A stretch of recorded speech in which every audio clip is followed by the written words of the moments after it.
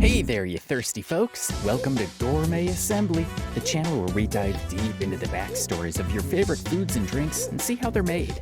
Today we're spilling the fizz on the drink that's conquered taste buds and pop culture alike, Coca-Cola. That's right, we're talking about the most popular soft drink in the world, and it's not even close. Coca-Cola has long been not only America's favorite soda, comprising almost 20% of the US's total soda market, but the best-selling and most consumed soda all over the globe, with over 2 billion servings being consumed in over 200 countries every single day. 2 billion a day! I mean, come on, that's a beloved beverage. So you ever wonder what's inside that can? Or how this fizzy little beverage went from medicine to one of the most recognizable brands on the planet? Well, buckle up, because we're diving deep into Coke's secret recipe, its rise to world domination, and how it became way more than just a drink. Coca-Cola is a globally recognized icon, so let's dive in. First things first, it's time to go back in time. Strap in. We're heading all the way back to 1885. Our story starts in Columbus, Georgia, where a man named John Pemberton unknowingly took the first step in making history. A veteran of the American Civil War, wounded on the battlefield and addicted to the powerful pain-killing substance morphine, Pemberton, who owned a pharmacy and held a medical degree, sought to create a tonic to act as a substitute to the increasingly problematic drug. After some tinkering and some inspiration from some similar tonics made by the French and the Spanish, Pemberton released his official invention, the Pemberton's French wine coca. So what's coca mean anyway? Well, coca is a plant that's used to manufacture a certain sort of powdery white substance.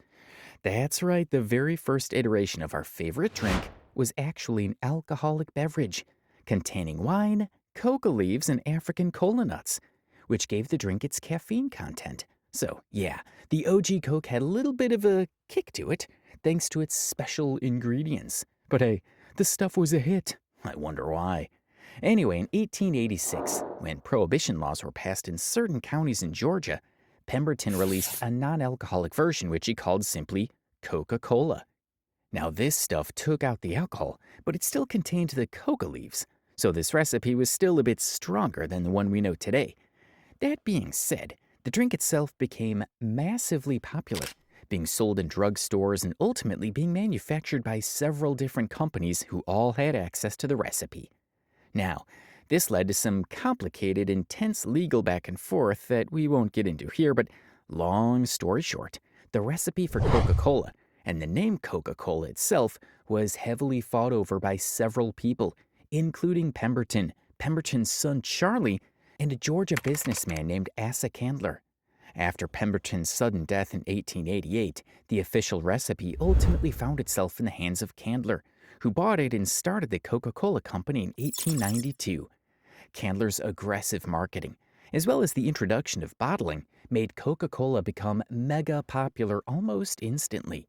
Between 1890 and 1900, Candler increased cola syrup sales by 4,000%. That's not a typo. On the business side, the rest is history. Candler grew the company for several years before eventually giving his shares away to his children in 1919, who then sold those shares to a group of investors who took the Coca-Cola Corporation and grew it to the massive proportions it's at today. That being said, Coca-Cola itself found its beginnings as an alcoholic drug-spiked medical tonic. Who knew? Wait, so speaking of, what's the deal with the coca? In 1903, Candler decided it was probably a good idea to lower the amount of coca in Coca-Cola. So instead of using fresh leaves, the company began using spent leaves, or leaves that had the majority of the coca substance removed from them. Now, this got rid of most of the coca from these leaves, but not all of it. Later on, in 1929, the company went full coca-free. They use a coca-less extract for the soda, imparting the flavor with none of the, side effects. And get this, the factory where this extract is prepared in New Jersey is the only factory in the United States with federal permission to process coca leaves. They prepare the extract, ship it to the Coca-Cola factory, and then ship the leftovers to a medical facility where they're processed and used for medicinal purposes. Now it's time for the good stuff. Let's talk about what's actually in Coca-Cola. You know, now that the alcohol and the drugs were removed, the full recipe is actually guarded like it's a national treasure, locked up in a vault at the World of Coca-Cola Museum in Atlanta, Georgia. The secrecy behind the formula was started by our good friend Asa Candler as a publicity and marketing stunt, and boy did it pay off. Nothing gets people going like a good secret, so Coca-Cola just ran with it. And today only a select few employees actually get to know pieces of the formula. And rumor has it only 2 people in the entire world know the whole recipe.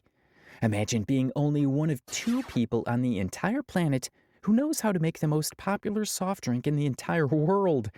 I know some people who are bad at keeping secrets, but this one would be tough even for the most seasoned fibbers among us. Anyway, here's what we do know. Coca-Cola follows a franchising model in their production.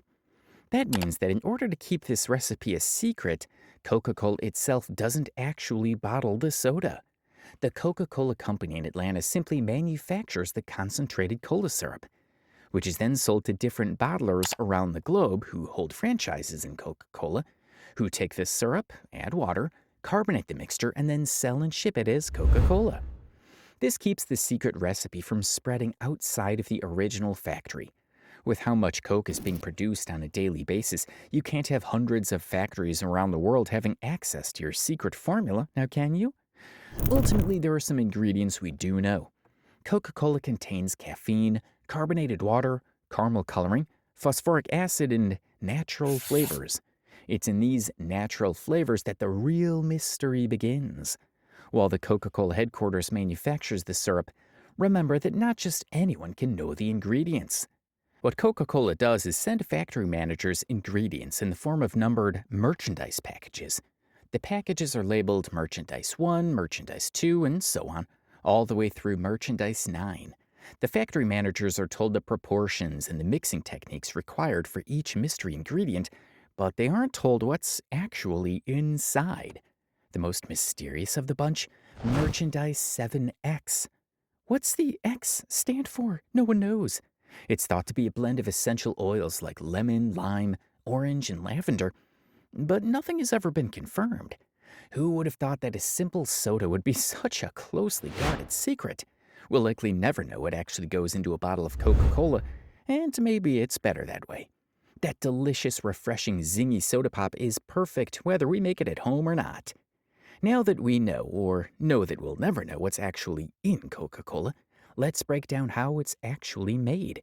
Because this drink doesn't just magically appear in the fridge, right?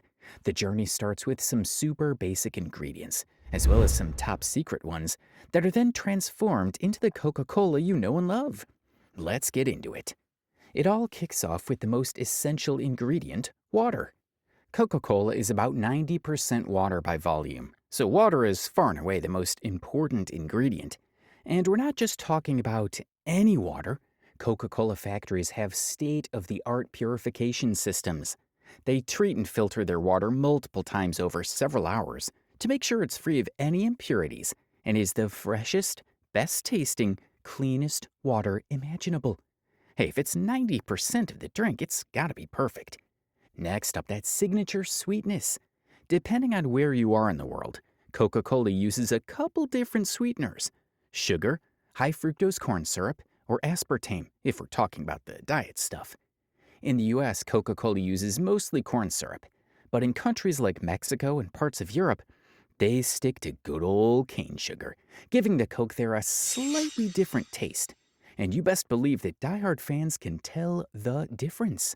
Many people around the world prefer Mexican Coke to American Coke purely for the difference in sugar. Whatever your sweetener of choice, it's added to the mixture at the same time as that super secret syrup base made in Atlanta, Georgia.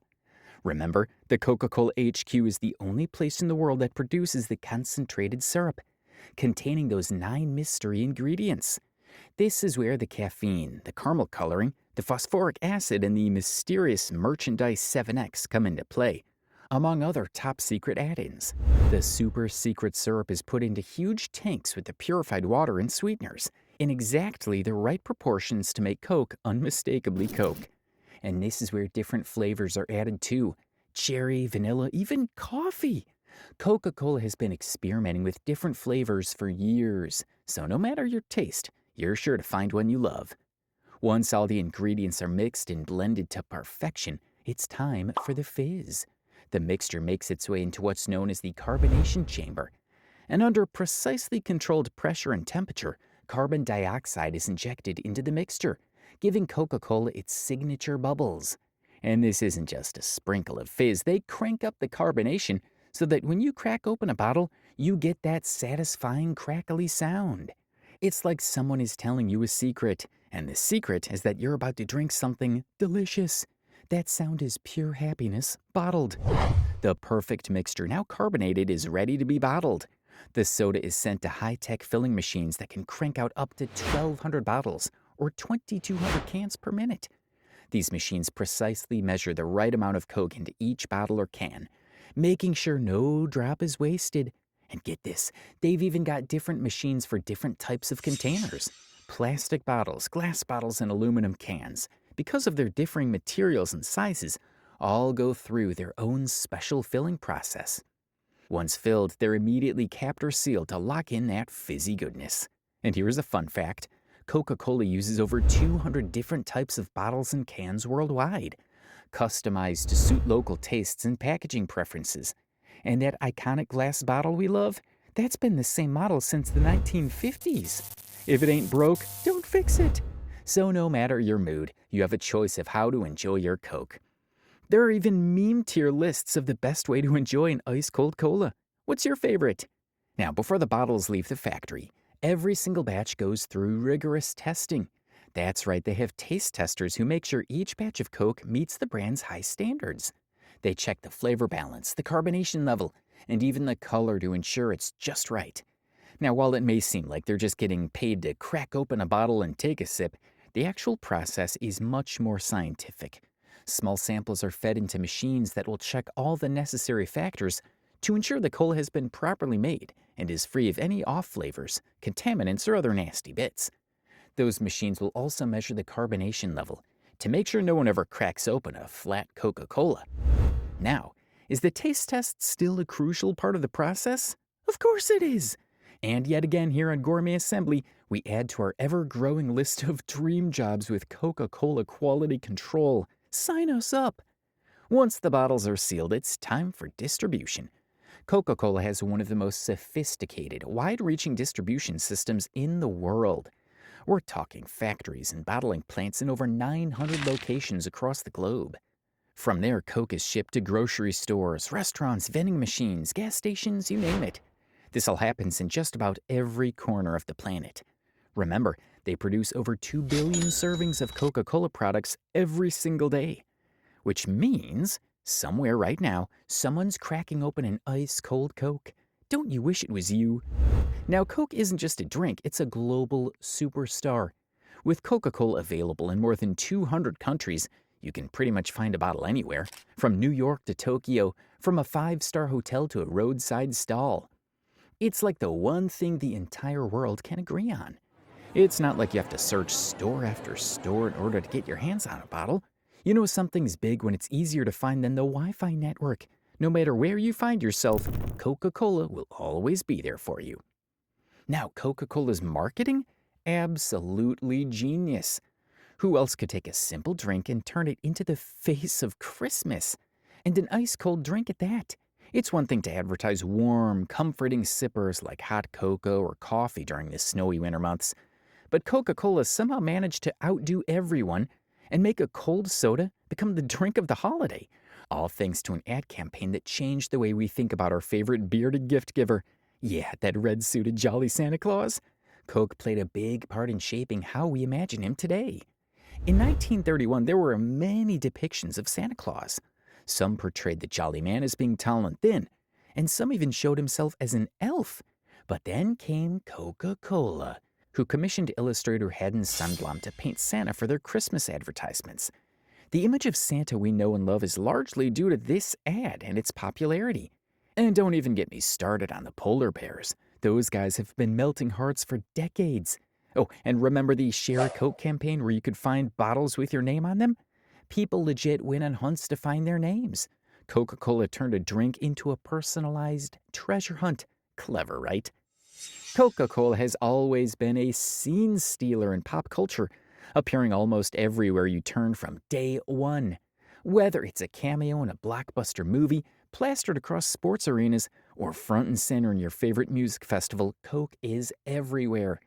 And it's not just product placement, it's an entire vibe. There's just something about that red and white can that screams, we're having a good time.